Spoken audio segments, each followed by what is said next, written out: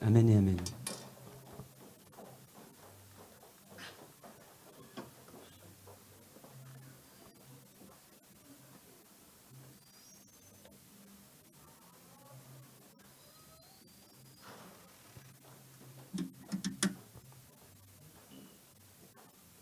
Amen.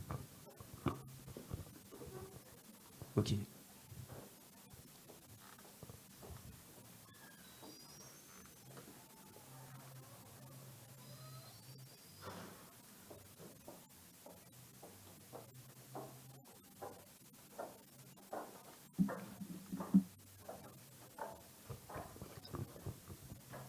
Pour ceux qui ont l'habitude du fonctionnement de cette assemblée, aujourd'hui, très particulièrement, on positionne tout de suite l'enseignement, après la louange. On n'a pas pris ce temps d'adoration. On n'a pas pris ce temps particulier, ce tête-à-tête avec Jésus. On peut se poser la question de pourquoi. Le Saint-Esprit parle, et nous on obéit. Le Saint-Esprit parle, et nous on obéit. Aujourd'hui, je porte mes lunettes de deuil. Aujourd'hui, je porte mes lunettes de deuil parce qu'en fait, dans le calendrier hébraïque, nous sortons de Tisha B'Av.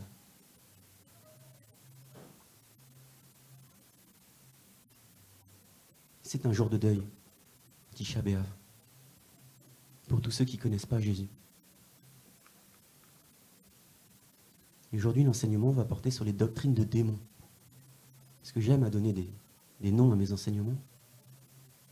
Et aujourd'hui, ce sera des doctrines de démons. Des doctrines qui touchent tout enfant de Dieu. Je lis avec vous. Lorsque Jésus sortit du temple, on est dans Marc 13, un de ses disciples lui dit, « Maître, regarde, quelle pierre, quelle construction !» Et avec mon épouse, on a eu le privilège d'aller à Jérusalem avant qu'elle soit ordonnée au ministère. Et effectivement, tu peux voir des pierres, tu te demandes comment ils ont fait pour positionner ces pierres. Des pierres immensément belles. C'est bizarre de se dire, tiens, je vais commencer à regarder une pierre et je vais la trouver belle. Et quand tu regardes le mur des Lamentations, que tu vois des grandes pierres, grandes comme ce mur-là, et que tu te dis, c'était il y a 2500 ans. Comment ils ont fait pour positionner une pierre faite d'une seule pierre pour soutenir ce qui était le temple. Ce qui était le temple de Salomon, et ensuite le temple d'Hérode, on va dire. Et donc le disciple sort du temple avec Jésus et lui dit, « Maître, mais regarde comment elles sont belles ces pierres. Regarde !» Et Jésus lui dit, « Vois-tu ces grandes constructions ?» Parce qu'il n'y a pas que les pierres de soutènement. Il y avait le temple à cette époque-là. « Vois-tu ces belles constructions ?» lui dit Jésus. « Il ne restera pas pierre sur pierre qui ne soit renversée. » Évidemment, c'était annonciateur du fait que Jésus allait donner son corps, qu'il allait ressusciter le 3e jour. Il enseigne la parole de Dieu à ce moment-là. Mais c'est vrai que on est ébahi devant cette loi qui t'impose de monter au temple pour mener le deuil. Parce qu'il est question de ça aujourd'hui aussi, de mener le deuil. On est à Tisha B'Av. Tisha B'Av, c'est une ordonnance. C'est une ordonnance quand on est juif. Tisha B'Av, c'est le dernier jeûne quand on est juif. Parce qu'il y a quatre jeûnes chez les juifs. Il y en a 4. Et en fin de compte, Tisha B'Av, c'est probablement le pire de tous. Parce qu'il marque le temps de la destruction du temple de Dieu. Il y a 4 jeûnes. Le premier des jeûnes, c'est quand on a tué un juste. Le second des jeûnes, c'est quand l'armée babylonienne s'est positionnée devant les murailles de Jérusalem. Le troisième jeûne, c'est quand l'armée a fait une faille dans les murs. Et on a déjà enseigné sur la faille. On a déjà enseigné sur la faille. La faille, c'est quand tu laisses un temps soit peu la peur rentrer dans ton cœur. Et tu commences à avoir peur de tout et à douter de tout. On a déjà enseigné là-dessus, la faille. Quand Satan va voir Jésus, il lui dit « Hé, ton serviteur Job, là, tu n'aurais pas mis ta main dessus? Est-ce qu'il n'est pas déjà protégé? Y a-t-il pas une muraille entre son cheptel, entre sa famille et entre son propre corps ?» On avait dit Job, il avait fait une brèche. Il avait laissé Satan le toucher de son cheptel, sa famille, jusqu'à sa santé. Parce qu'il avait laissé la brèche. Ça, c'est le jeûne du troisième. Le troisième jeûne, obligatoire chez les Juifs. Le quatrième est plus particulier. Parce que nos frères rabbiniques, ceux qui entretiennent, vous savez, cette loi, ces ordonnances, ces obligations, eux disent que Tisha B'Av ne correspond pas simplement à la destruction du temple. Tisha B'Av correspond également à ce qui s'est passé quand les 2 espions sont revenus de la terre promise et ont ramené une parole en disant « N'allez surtout pas là-bas. Vous ne pouvez pas y aller. » Ils étaient 12, pardon. Les 12 espions sont revenus en disant « N'allez surtout pas là-bas. Vous ne pouvez pas y aller. Là-bas, il y a des géants. Et nous sommes comme des sauterelles. » Des sauterelles. Ils ont parsemé la peur. 2 des 12 ont dit « Mais non, non, non !» Mais ça n'a pas suffi. Toute la population était remplie de peur. Et ils ne sont pas allés dans le pays où coule le lait et le miel. Et ils ont erré pendant 40 ans dans le désert. Les rabbiniques disent, ça tombe un Tisha B'Av. Le jour où, au lieu de faire preuve de foi, on a laissé place à la peur. Tisha B'Av, c'est le jour de la destruction du temple. L'arche de l'alliance.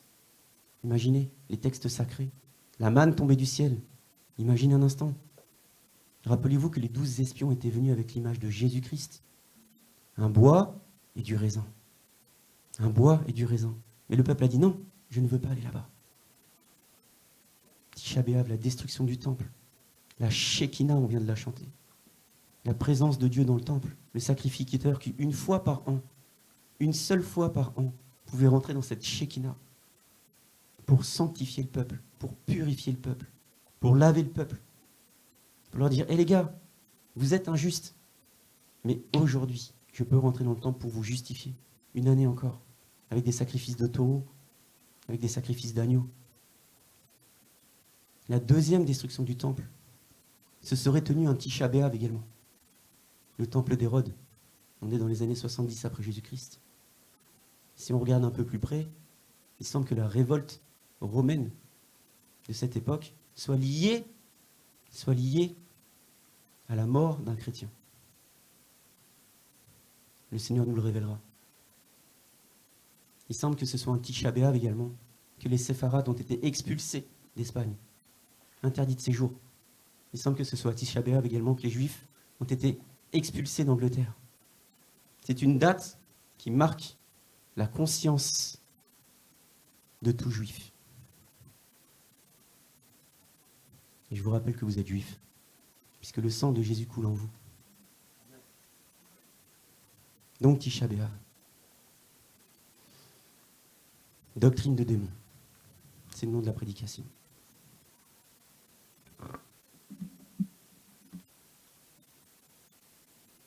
Nous sommes dans Zacharie. prophète qui annonce les solennités, c'est celui qui entend Dieu, qui transmet la parole de Dieu comme tous les prophètes. Parce que Dieu ne parle qu'à ses prophètes, ne parlait qu'à ses prophètes. Ainsi parle l'Éternel des armées, le jeûne du 4e, le jeûne du 5e, le jeûne du 7e et le jeûne du 10e deviendront pour la maison de Juda des jours de gaieté. Elle est là la bonne nouvelle.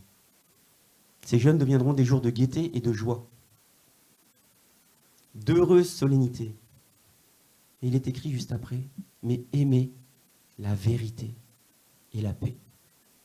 C'est ce que dit l'oracle de l'Éternel à tout le peuple. Et nous, qui sommes chrétiens, on n'a pas entendu cette bonne nouvelle. Pourtant, on est chrétiens. Nous qui sommes chrétiens, on n'a pas entendu que ces jours de jeûne, qui sont des obligations de l'Éternel, se transformeront un jour en d'heureuses solennités, en jours de joie et en jours de gaieté. Et on continue d'être des chrétiens qui marchons dans la peur. Et continue d'être des chrétiens qui marchons dans l'effort.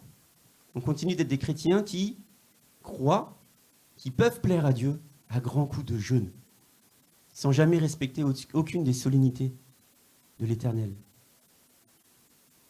Parce que Tisha B'Av, ça ne parle pas à tous les chrétiens. Pour autant, l'Ancien Testament souligne le Nouveau Testament.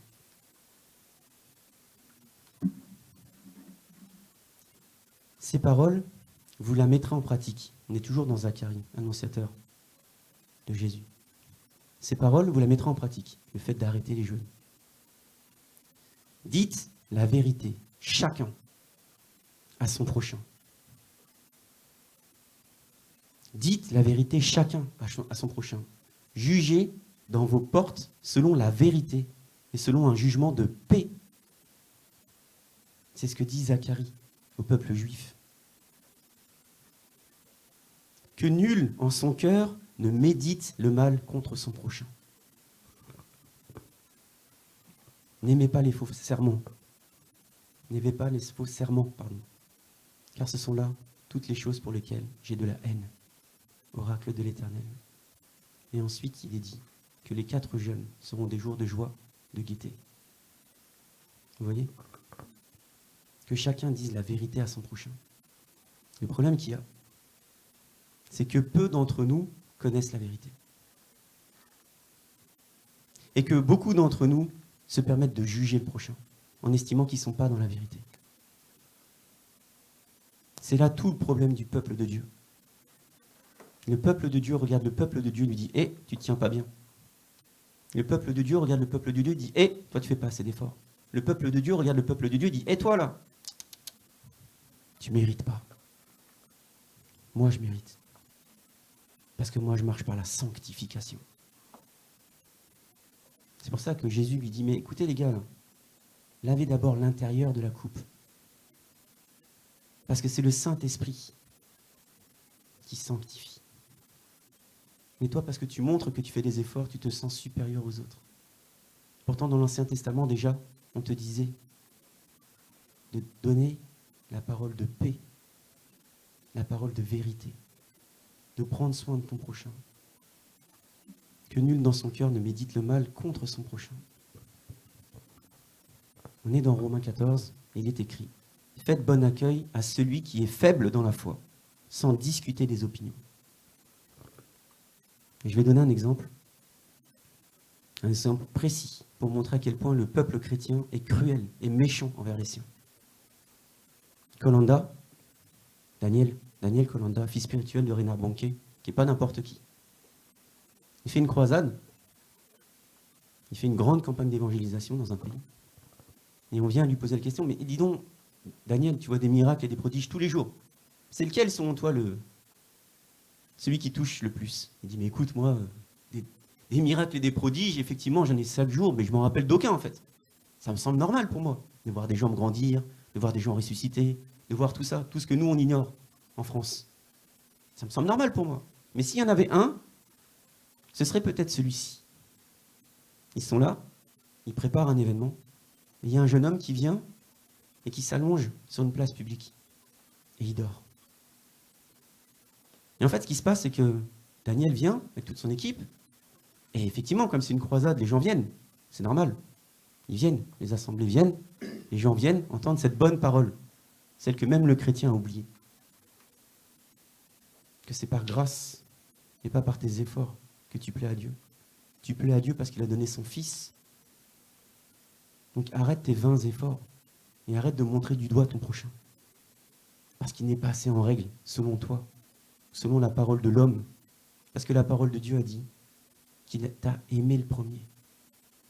Et c'est parce qu'il t'aime que tu es scellé du Saint-Esprit, qui te sanctifie. Et tu ne peux pas te sanctifier davantage. Tu ne peux pas te sanctifier plus qu'il t'a déjà sanctifié. Donc, ils font leur campagne d'évangélisation.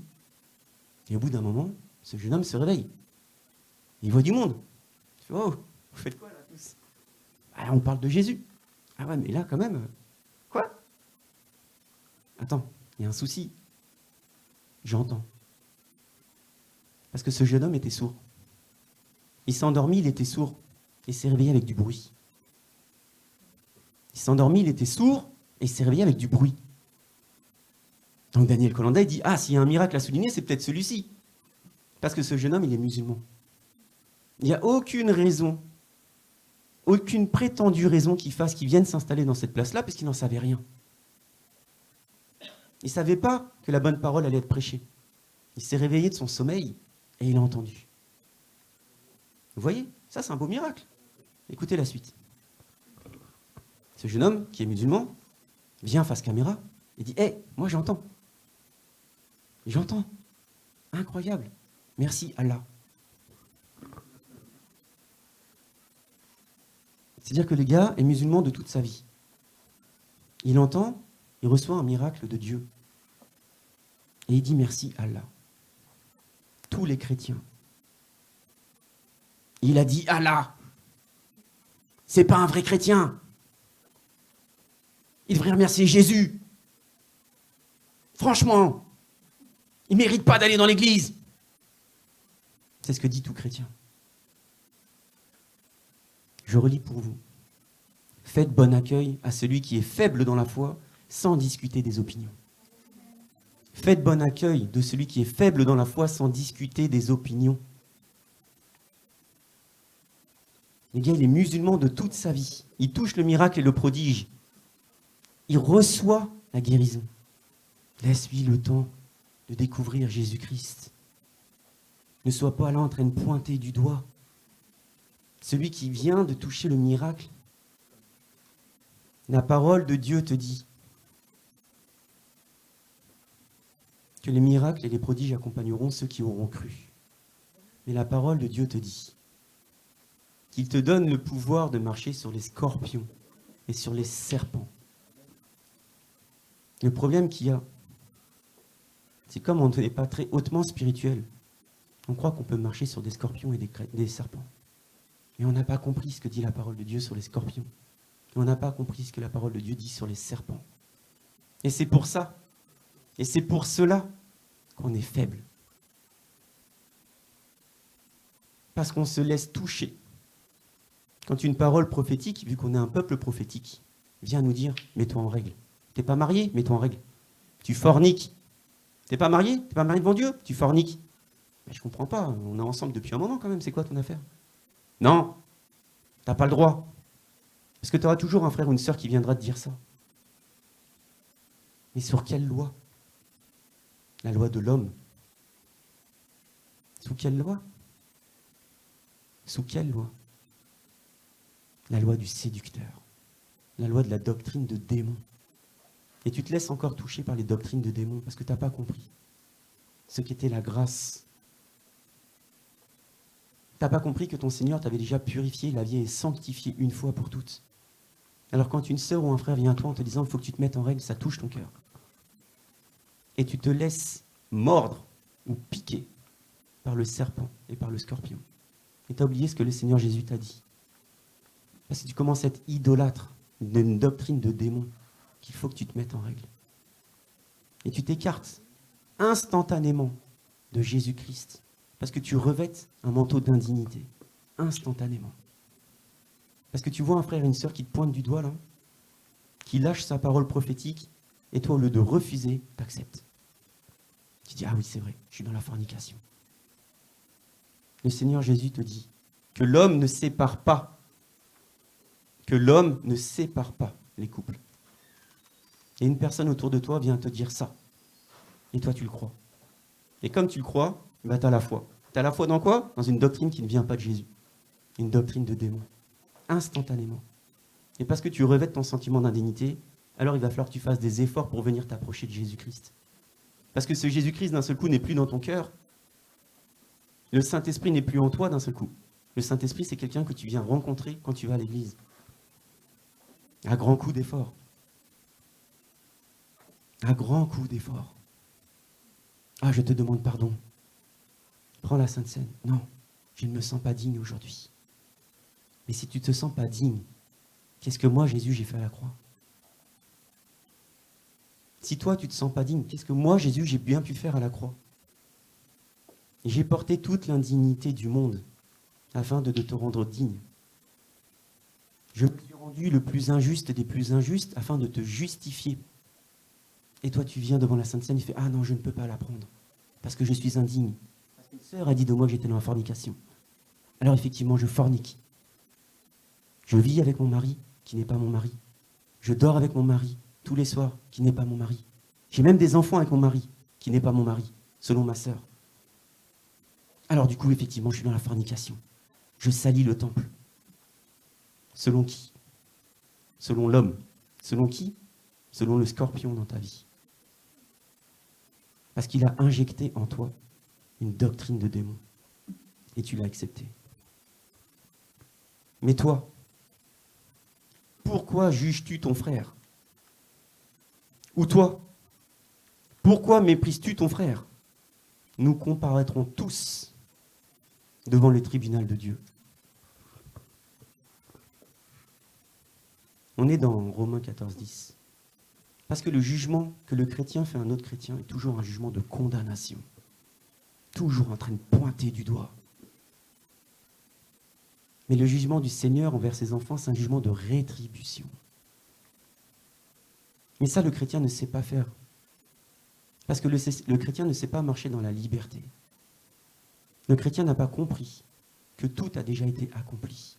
Le chrétien n'a pas entendu quand le Seigneur a dit « J'ai des projets pour toi de bonheur et non de malheur ».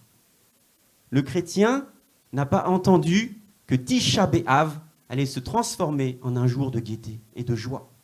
Alors le chrétien marche dans l'effort, marche dans le jugement. Et le chrétien tient son peuple par la peur. Je me sens supérieur à toi parce que je vais t'apprendre des choses. Tu ne vas rien m'apprendre du tout. C'est le Saint-Esprit qui va révéler toutes choses. Tu peux connaître la Bible par cœur, sans jamais avoir ressenti la présence de Dieu.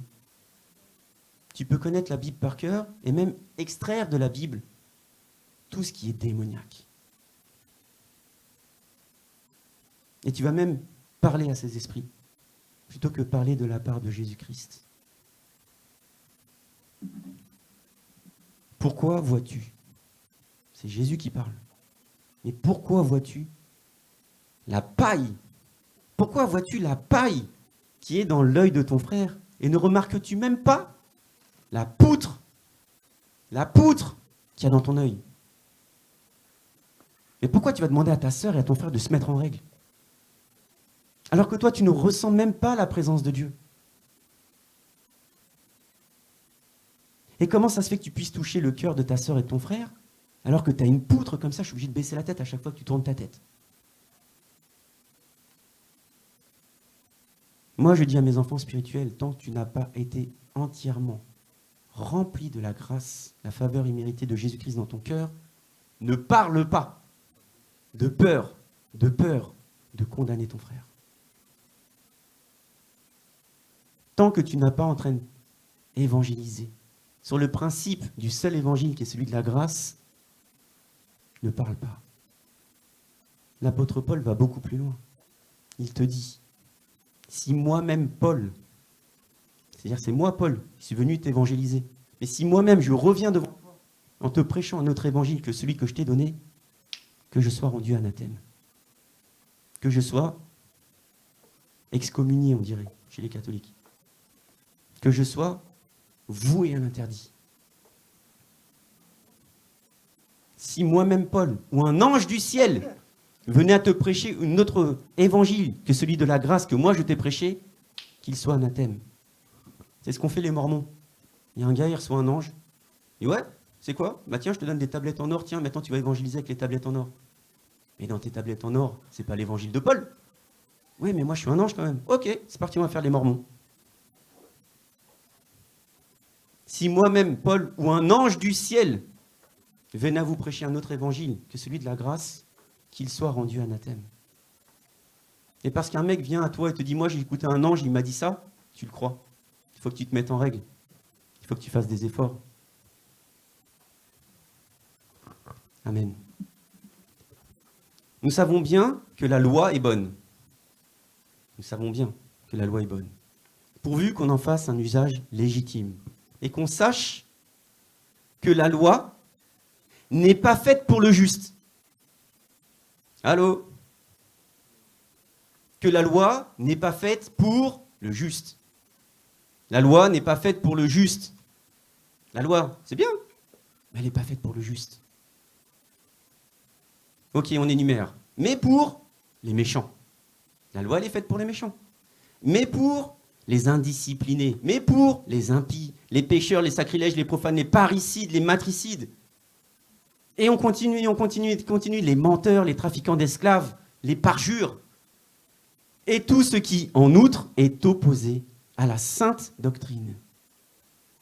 D'après le glorieux évangile du Dieu bienheureux, évangile qui m'a été confié, moi Paul, lettre à Timothée. Vous êtes des Timothées, mais vous n'entendez pas ça. Alors vous faites un espèce de mélange, et vous acceptez les espèces de mélange entre la loi judaïque et la grâce, la faveur imméritée. Et vous acceptez cela. Vous acceptez cela. Et vous faites des distinctions de personnes. Parce que quelqu'un t'a dit « je suis supérieur à toi ». Et vous acceptez une administration. Vous acceptez une hiérarchie qui se place devant vous. Et moi je te le redis, le Seigneur ne fait pas de distinction de personne. Le Seigneur t'aime autant toi que ton frère, celui que tu juges, ou que ta sœur, celle qui t'a jugé. C'est ça la grâce. Mais toi tu mélanges la grâce avec la loi. Vous avez vu ce signe-là? Comme un serpent. Tu commences à te dire, tiens, il va falloir que je fasse quelque chose de plus, parce que je ne sais pas ce que c'est que la liberté. Il faut qu'on me donne un cadre. Comment je vais faire pour plaire à Dieu ce mois-ci? Je vais sortir mon petit tableau Excel. Ça. Ça c'est fait, ça c'est bon. J'ai jeûné et prié. J'ai jeûné et prié 40 jours. Mais personne ne te demande de faire ça. Le Seigneur te dit, comment les amis de l'époux pourraient-ils jeûner pendant qu'il est là? Dit autrement, comment les amis de l'époux pourraient-ils porter le deuil? Puisque le jeûne, c'est le deuil. Puisque le deuil, c'est jeûner. Puisque quand tu jeûnes, tu portes le deuil. Parce qu'il y a 4 deuils dans la parole de Dieu. Tisha B'Av. Et toi, tu jeûnes par effort. Tu jeûnes pour faire bouger Dieu. Parce que quelqu'un t'a dit dans ton église, c'est parti, on va faire 40 jours de jeûne. Parce que la dernière fois, ça avait marché, on avait obtenu des faveurs. Allez, c'est parti, maintenant on va tous s'y mettre, on va obtenir double faveur. Mais tu n'as pas compris que le Seigneur, il a déjà tout accompli. Tu n'as pas compris que le Seigneur, c'est sur le principe de ta foi. Le Seigneur dira, est-ce qu'il restera la foi quand je reviendrai? Et toi, tu es par l'effort, par la loi. Je te montre que je suis capable. Mais c'est parce que le peuple juif a dit qu'il était capable que ça s'est relevé contre lui.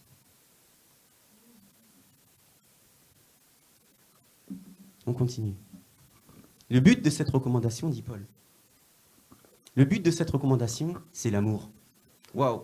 Le but de cette recommandation, où il a énuméré tous ceux qui devraient être sous la loi, les menteurs, les patricides, etc.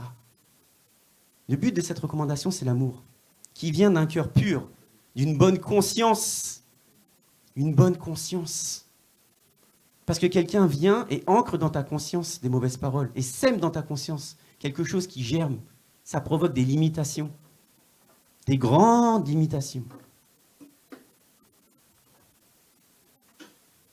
Une poutre d'un seul coup.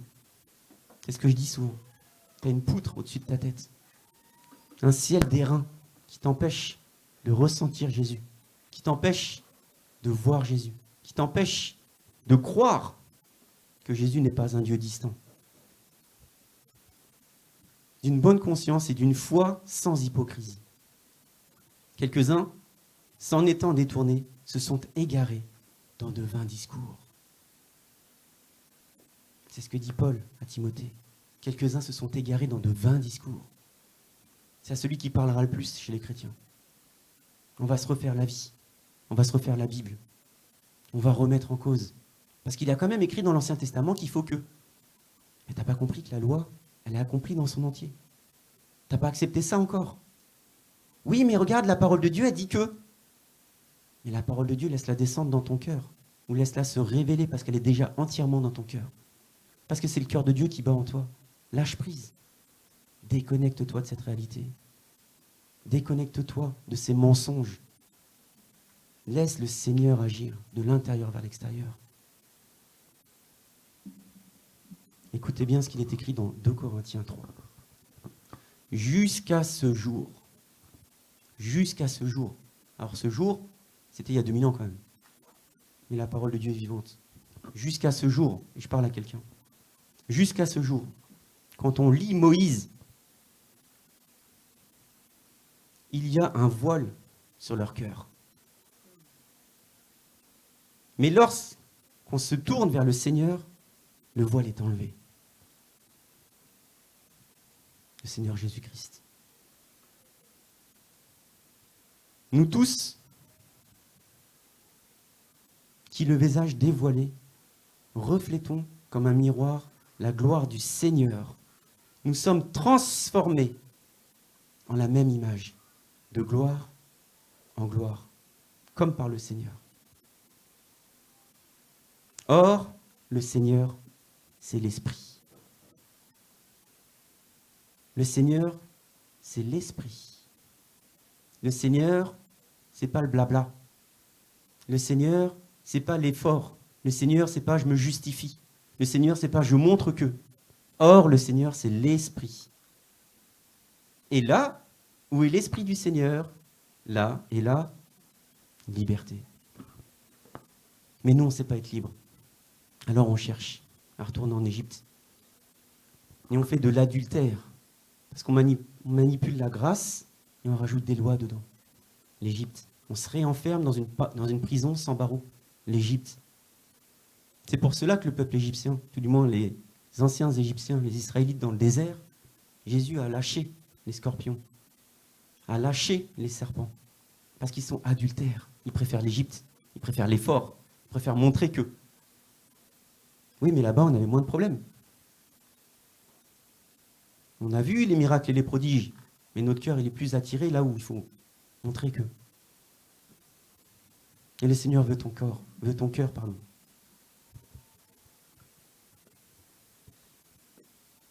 Et Paul à Timothée incite son fils à s'opposer farouchement à ceux qui enseignent des doctrines de démons. Comme je t'y ai exhorté à mon départ pour la Macédonie, demeure à Éphèse afin de recommander à certaines personnes de ne pas enseigner d'autres doctrines et de ne pas s'attacher à des fables et à des généalogies sans fin qui favorisent des discussions plutôt que l'œuvre de Dieu. Dans la foi, il est toujours question de foi. Parce que c'est la foi, la monnaie d'échange avec le ciel. La foi. Et parce que quelqu'un vient parler sur ta vie et que tu te laisses toucher, alors, et je le dis à quelqu'un, alors, tu as besoin de délivrance. Tu as besoin de faire sauter cette poutre, cette limitation. Tu as besoin de délivrance. Tu as besoin de ressentir le cœur de Dieu qui touche son enfant. Tu as besoin de délivrance. Parce qu'une parole a été dite dans ta vie et que tu l'as acceptée. Mais tu dois t'opposer fermement à. Comme Paul parle à Timothée. Empêche-les avec leur doctrine de démons. Empêche-les. Écoutez bien. Écoutez bien. Si le ministère de la condamnation a été glorieux, le ministère de la condamnation, la loi juive, si le ministère de la condamnation a été glorieux, on est dans 2 Corinthiens 3,9. À bien plus forte raison, le ministère de la justice est supérieur en gloire. Oui, mais moi je ne suis pas juste. Qui a dit que tu n'étais pas juste? Oui, mais moi je ne me sens pas juste. Et pourquoi tu ne te sens pas juste? Parce que tu n'as pas reçu la bonne nouvelle de l'évangile. Parce qu'on t'a donné un évangile là, qui n'est pas celui de Jésus-Christ. On t'a donné un évangile qui n'est pas celui de la grâce. On t'a donné l'évangile de l'effort. On t'a donné un évangile judaïque. On t'a donné un évangile juif. Je vous le dis, on est juifs. Mais il y a des juifs qui ont les yeux ouverts. Et il y en a d'autres qui ont encore le voile sur le cœur. Et vous écoutez des chrétiens qui parfois ont encore le voile sur le cœur. Et vous dites Amen à ce qu'ils disent. Et vous revêtez instantanément, un manteau d'indignité qui doit être ôté. Parce que vous avez le pouvoir, l'autorité de marcher sur les scorpions et sur les serpents. Et ne pas laisser le serpent te mordre le talon. Tu dois t'opposer fermement à ces doctrines de démons. Je te le redis. Qu'ils ne sortent, et là on s'adresse à tous les chrétiens, qu'ils ne sortent de votre bouche aucune parole malsaine, et s'il y a lieu, quelques bonnes paroles qui servent à l'édification. L'édification. Où est-ce que tu as vu que c'était édifiant de dire « Eh, mais toi, il faut que tu te mettes en règle, sinon ton ministère, il ne décollera pas !» Elle est où l'édification? C'est une parole de mort. C'est une parole de mort. Et toi, tu l'acceptes. Il faut que tu te mettes en règle, tu es dans la fornication. Et toi, tu dis « Amen, je vais en parler à mon mari, il n'est pas chrétien. » Marie, viens, on se marie. Bah non, ça me dit rien là, pourquoi tu veux qu'on se marie?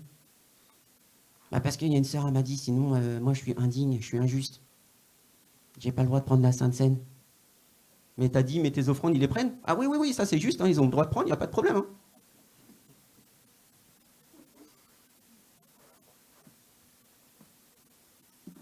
L'édification dans votre bouche. La condamnation. C'est les ministères des autres, ça. Mais dans ta bouche, s'il y a lieu d'ouvrir ta bouche, que ce soit pour l'édification. Et uniquement l'édification.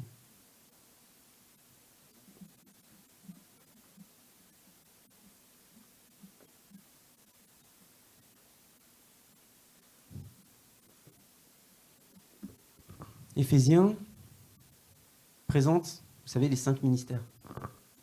Les 5 ministères. On a l'apôtre, on a le prophète, on a l'évangéliste, on a le pasteur et on a le docteur. L'objectif de tous ces ministères, c'est d'édifier. C'est pas de condamner. Et nous, on rentre dans des églises où on nous condamne et on est heureux. Et ah ouais, mais moi je vais rester dans cette église 10 ans. Je me sens tellement condamné. Je vis. J'ai tellement l'impression de jamais avancer. Je vis, c'est trop bien. Je suis heureux, hein. Ça fait 20 ans que je suis dans mon assemblée. Je ne bouge pas d'un iota. Juste, je me sens de moins en moins bien. Avant, j'avais le feu. Ouais, c'était avant, ça. Vous savez, au début, quand on rencontre Jésus. Mais moi, je te le redis, tu n'as pas entendu le bon évangile. Le seul évangile de la parole de Dieu, c'est de la grâce. Et c'est pour ça que tu ne peux pas évangéliser. À moins qu'on dise, il faut évangéliser. Sinon, tu perdras tes récompenses. Ah, bah d'accord, je vais évangéliser alors. Mais l'apôtre Paul, il te dit, si tu le fais malgré toi, c'est une charge qui t'est confiée. Et tu n'auras pas les récompenses. Si tu évangélises parce qu'on t'a dit d'évangéliser par réaction, tu n'auras rien de ta vie. Tu n'auras rien, tu auras juste perdu du temps. Tu évangélises le samedi, tu auras perdu ton samedi. Tu évangélises un soir en semaine, tu auras perdu ton soir en semaine. Tu aurais mieux fait de regarder Netflix. Parce que tu réagis à la parole de condamnation dans ta vie, au lieu de refuser. Parce que tu ne sais pas évangéliser, parce que tu ne peux pas évangéliser, parce que tu n'as aucune bonne nouvelle à annoncer. Parce que toi, ta bonne nouvelle, c'est viens dans mon église. Toi, ta bonne nouvelle, c'est viens dans mon assemblée. Pourquoi? Ah, parce que là-bas, le pasteur, il est super puissant et tout. Ah ouais? Et il te libère? Ah non? Je ne peux pas sortir de mon assemblée, moi. Parce que moi, j'ai pris la parole de Dieu, il a dit, tu ne peux pas servir de maître. Ah, en fait, tu n'as rien compris de la parole de Dieu. Ouais. Au moins, tu peux venir dans mon assemblée avec nous, tu vois, tu auras des bénédictions. Mais je pensais que c'était avec Jésus. Ouais, il y a Jésus aussi, mais t'inquiète, moi, mon gars, là, il fait un transfert entre le ciel et la terre. C'est le Saint-Esprit, ton gars? Non, c'est le pasteur. Et en fait, tu ne peux pas partager la bonne nouvelle, puisque tu ne connais pas la bonne nouvelle. La bonne nouvelle, c'est que quand tu confesses Jésus de tout ton cœur, alors tu meurs. Et puisque tu es mort, la mort n'a pas de pouvoir dans ta vie. Mais je comprends rien à ce qu'il me dit, lui. Mais je suis pas mort, moi. Ben non, parce que tu es né de nouveau. Parce que tu es scellé du Saint-Esprit, en gage de l'éternité. Parce que tu deviens ambassadeur de Jésus-Christ instantanément dès lors que tu confesses Jésus-Christ. Parce que tu as cette capacité surnaturelle de manifester la gloire de Dieu, puisque tu es né de nouveau dans le ciel. Tu as cette capacité surnaturelle de manifester la gloire de Dieu sur terre. Ah non, il n'y a que le pasteur qui peut faire ça. C'est un oint. On ne touche pas au oint de Dieu. Je ne peux pas parler mal contre mon pasteur. Mais toi, t'es qui? T'es pas un oint de Dieu alors? Ah bah non. Et donc tu ne peux pas partager l'évangile. Parce que tu ne te considères pas oint. Toi, tu considères ton pasteur. Mais tu ne te considères pas toi-même.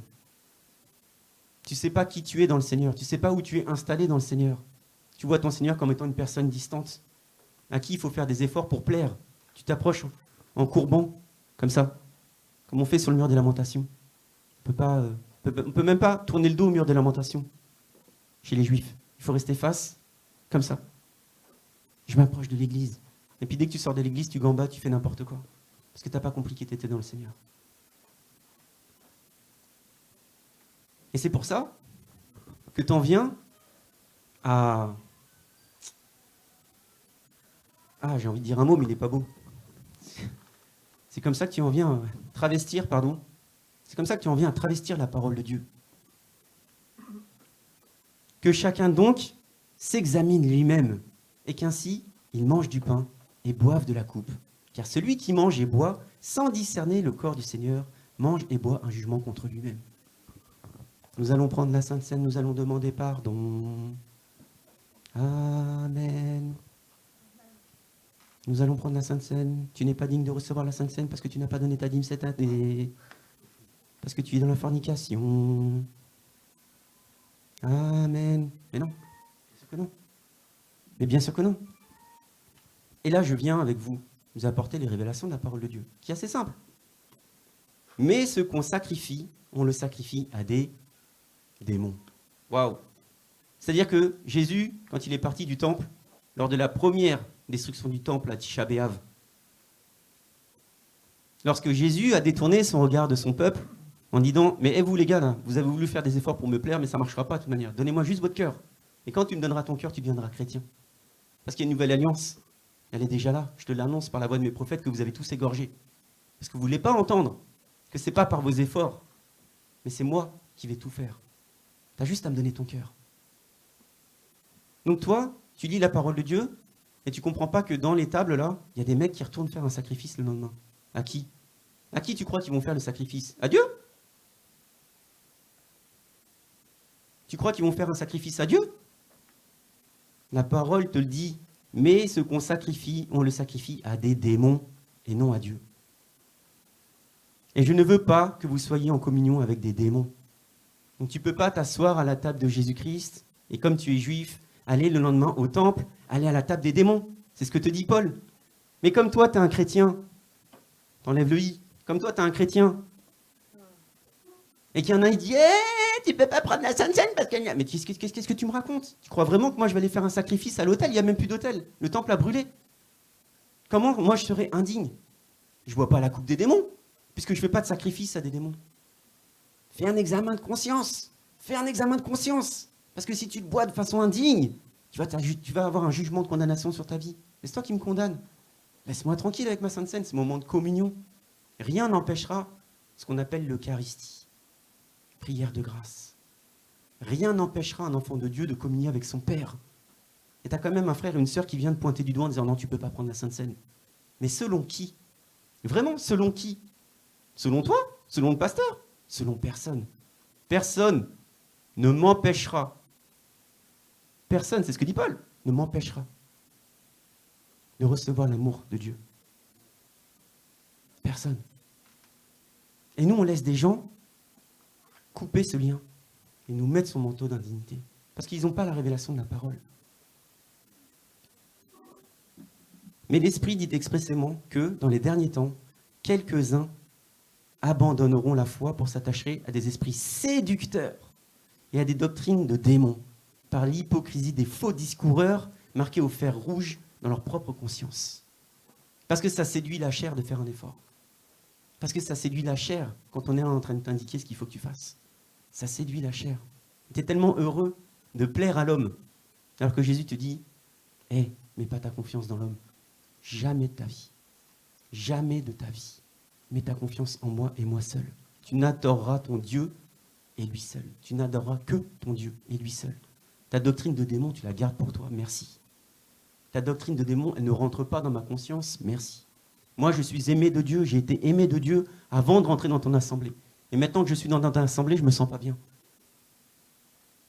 Comment ça se fait que, avant de rentrer dans l'assemblée, j'avais le cœur ouvert et je ressentais Dieu?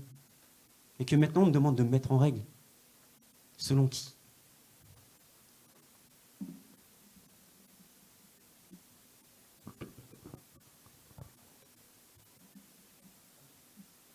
Selon qui?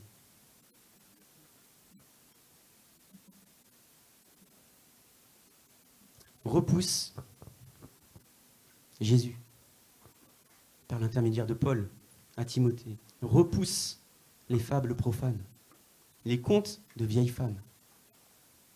Paul en vient à dire que même les veuves, fais très attention. Parce que les veuves, là, elles viennent avec leurs trucs, là, leurs gris-gris. Elles viennent avec leurs histoires, leurs contes de bonnes femmes. Et elles commencent à semer en toi des doctrines que tu te sens de suivre puisqu'elles sont anciennes. Puisqu'elles sont anciennes.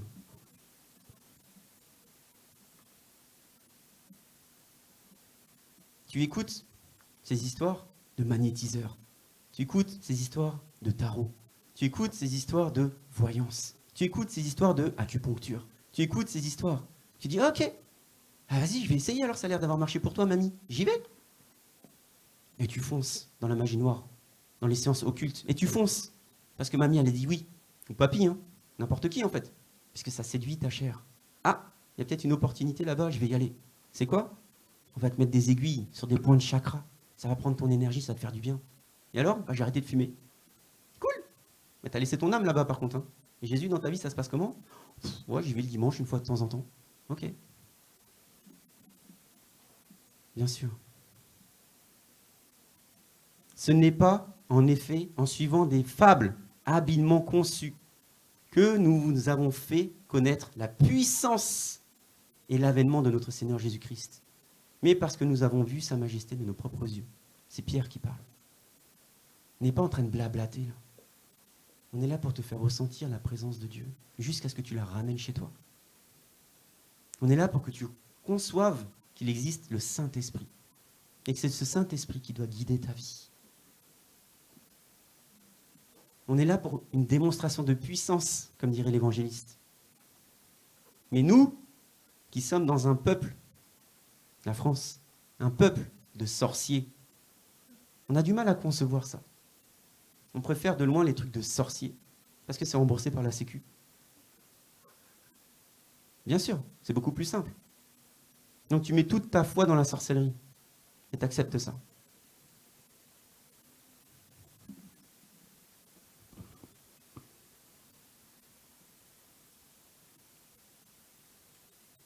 Il est écrit, et je vais conclure avec ça, que nous avons déjà reçu un royaume inébranlable. Il est écrit, je termine avec ça, Hébreux 12, 28. C'est pourquoi, puisque nous recevons un royaume inébranlable, ayons de la reconnaissance, en rendant à Dieu un culte qui lui soit agréable. C'est pour ça que quand tu viens à l'église, viens pas chercher des réponses à tes problèmes. C'est pour ça que quand tu viens dans l'église, parce que tu ne sais pas manifester la gloire de Dieu que chez toi, alors viens juste chercher Dieu, Jésus. Parce que tu n'as pas encore bien compris que tu étais, que tu es, mais tu n'as pas bien compris que tu étais, parce que tu perds du temps jusqu'à ce que tu comprennes que tu l'es déjà. Tu n'as pas bien compris que tu étais un enfant de Dieu, né de Dieu, en Dieu.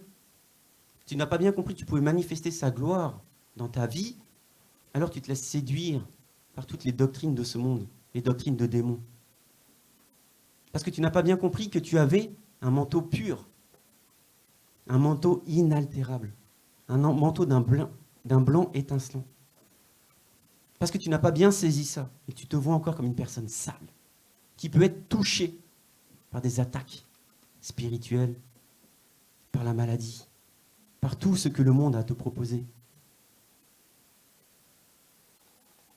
Tu n'as pas bien saisi ton identité dans le Seigneur. Elle est là, l'édification du peuple de Dieu. Elle est là, l'édification du peuple de Dieu. Le Saint-Esprit, l'Esprit de Jésus-Christ, qui en toi peut se manifester sur toi, qui en toi peut te revêtir instantanément. Dès lors que tu lâches prise, dès lors que tu dis j'accepte de basculer dans ta présence, Jésus. J'accepte et je m'oppose fermement à toute parole de condamnation dans ma vie. Et je tiens ferme parce que je sais que j'ai attrapé mon élection de ta grâce, Jésus. Je sais, Jésus, que tu donnes ta grâce à tout le monde, mais que certains d'entre nous ont choisi d'accepter cette faveur imméritée. C'est l'élection. Et que c'est par grâce que je marche de gloire en gloire. Et c'est par grâce que les traits inflammés de l'ennemi ne peuvent ni me toucher, ne peuvent même pas m'atteindre. C'est par grâce que je vois de loin les problèmes dans ma vie et que je passe outre. C'est pas moi, c'est le discernement que Jésus a mis en moi qui me fait voir les attaques malignes. C'est par grâce que je manifeste la gloire de Dieu dans des songes, dans des guérisons, dans des miracles, dans l'édification du peuple, dans le partage de la bonne nouvelle. Parce que le Seigneur m'appelle à cela. Parce que le Seigneur ne m'appelle pas à subir ma vie. Le monde m'appelle à subir ma vie. Mais le Seigneur m'appelle à glorifier son nom, à manifester sa gloire, à être une source de bénédiction. Rappelez-vous le temple la semaine dernière. Des fleuves d'eau vive jaillissent de votre sein. Rappelez-vous tous les enseignements. Ils ne sont pas faits pour juste entendre. Ils sont faits pour percuter ta conscience et ébranler le Saint-Esprit en toi. Pour avoir une conviction de cœur. Pour avoir une certitude dans ton fort intérieur, Jésus. Pour que tu ne te laisses plus intimider par ta propre intelligence. Mais pour que tu acceptes de tout ton entier de basculer dans sa présence. Amen. Amen, amen.